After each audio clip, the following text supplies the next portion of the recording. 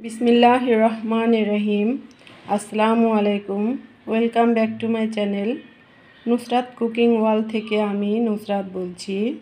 আজকে আমি আপনাদের ফুলকপি দিয়ে কাতলা মাছের পাতলা ঝোল রান্না করে দেখাবো। প্রথমে আমি একটি ফুলকপি নিয়েছি, তারপর আমি ফুলকপিটি ঝুরি করে কাটবো। আমি ফুলকপিটি ঝুরি করে কেটে রেখেছি। এখন আমি ফুলকপিটা পানি দিয়ে ধুয়ে তারপরে রান্নার পর্যায়ে আসব। ফুলকপি দিয়ে কাতল মাছের পাতলা ঝোল করার জন্য আমি আগে কাতল মাছটি কেটে লবণ দিয়ে হলুদ দিয়ে মেখে রেখেছিলাম। এখন আমি তেলে ভেজে নেব। ফ্রাই প্যানটি আমার গরম হয়ে গেছে। আমি এখন প্রথমে তেল দিয়ে দিব হাফ কাপ।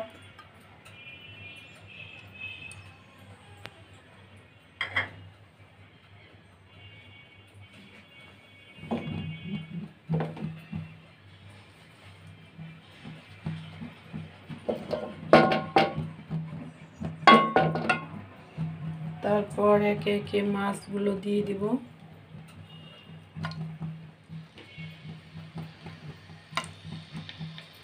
মাছগুলো ভাজা হয়ে গেলে আমি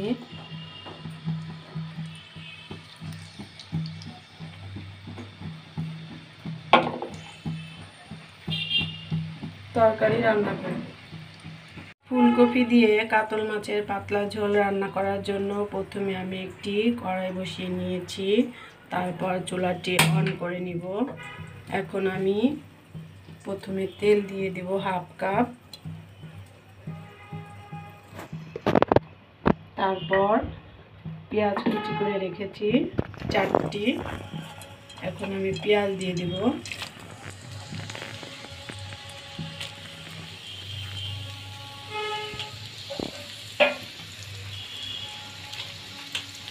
লবণ দিয়ে দেব 2 টেবিল চামচ। আমি পেঁয়াজটা লবণ দিয়ে এই কারণে ভেজে নেব যে লবণ দিলে পেঁয়াজটা ভাজা দ্রুত বাদামি কালার হয়ে যাবে। পেঁয়াজ ভাজাটা হয়ে গেছে। আমি এখন পানি দিয়ে দিব হাফ কাপ।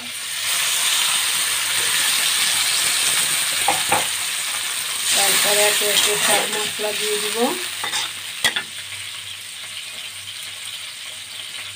প্রথমে শুকনো মরিচের গুঁড়া দিব 1 টেবিল চামচ।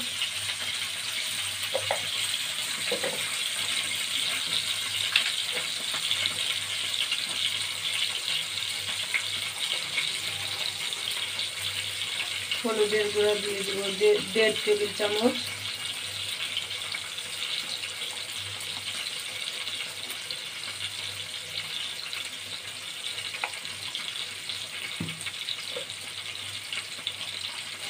ধনিয়া গুঁড়া দিব হাফ টেবিল চামচ।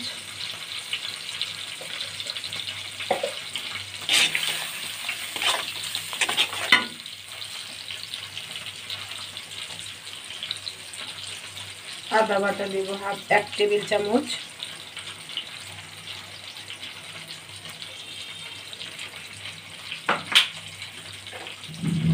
তারপর মশলাটাকে ভালো করে কষিয়ে ফুলকপি দিয়ে দিব। মশলা কষানোটা হয়ে গেছে। তো মশলা কষানোটা হয়ে গেছে আমি কিভাবে বুঝলাম, মশলার মধ্যে থেকে তেল বেরিয়ে এসছে। তা আমি বুঝতে পারলাম যে মশলাটা কষানো হয়ে গেছে। আপনারাও মনে করবেন যে মশলার মধ্যে যখন তেলটা বেরিয়ে আসবে তখন ভাববেন যে মশলাটা কষানো হয়ে গেছে। তো মশলা কষানো হয়ে গেছে। এখন আমি ফুলকপি দিয়ে দিব।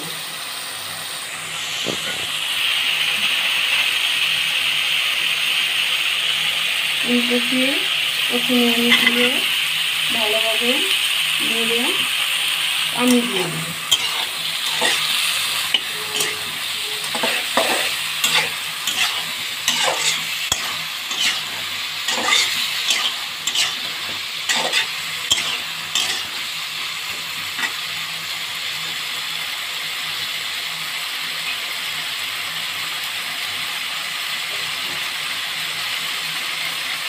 পানি দিব 1 কাপ।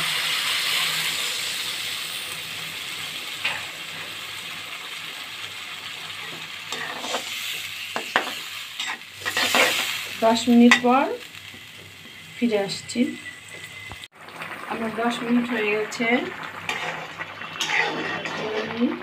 ফুলকপিটা আদা সিদ্ধ হয়ে গেছে।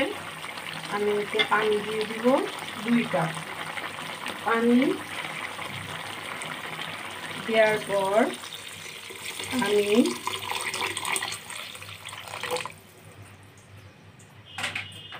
তরকারিটা বলক আসলে মাছ দিয়ে দিব।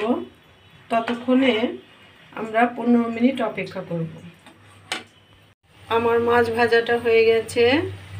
এখন আমি মাছটা তরকারির মধ্যে দিয়ে দিব। তরকারিটাও আমার বলক এসে গেছে। তো মাছটা দিয়ে দেওয়ার পর আমি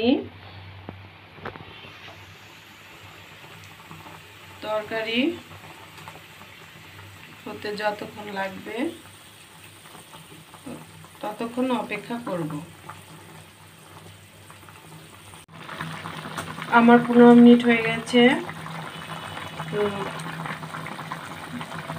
ফুলকপি দিয়ে কাতলা মাছের পাতলা ঝোলটাও আমার হয়ে গেছে। আমি এখন এটাকে নামিয়ে পরিবেশন করে আপনাদের দেখাবো। দেখুন আমার ফুলকপি দিয়ে কাতলা মাছের পাতলা ঝোল হয়ে গেছে।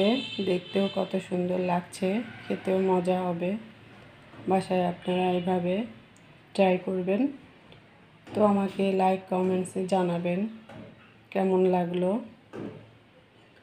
তো এখানেই আমি বিদায় নিচ্ছি। ভালো থাকবেন। আল্লাহ হাফেজ।